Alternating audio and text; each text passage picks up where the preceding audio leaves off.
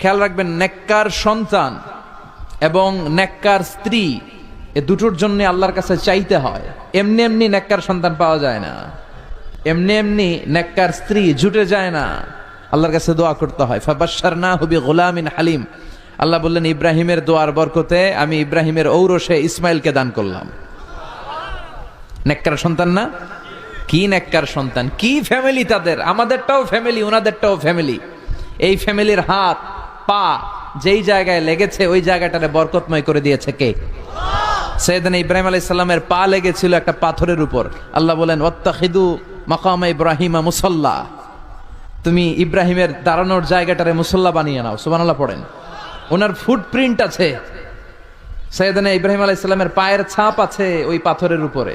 দেখেন, পা লাগছে, ওই পায়ের জায়গাটা বরকতময় করে দিয়েছে কে? খেয়াল রাখবেন, নেককার সন্তান এবং নেককার স্ত্রী এ দুটোর জন্য আল্লাহর কাছে চাইতে হয়। এমনি এমনি নেককার সন্তান পাওয়া যায় না, এমনি এমনি নেককার স্ত্রী জুটে যায় না, আল্লাহর কাছে দোয়া করতে হয়। ফাবাশশারনাহু বিগুলামিন হালিম, আল্লাহ বললেন ইব্রাহিমের দোয়ার বরকতে আমি ইব্রাহিমের ঔরসে ইসমাইলকে দান করলাম। নেককার সন্তান না?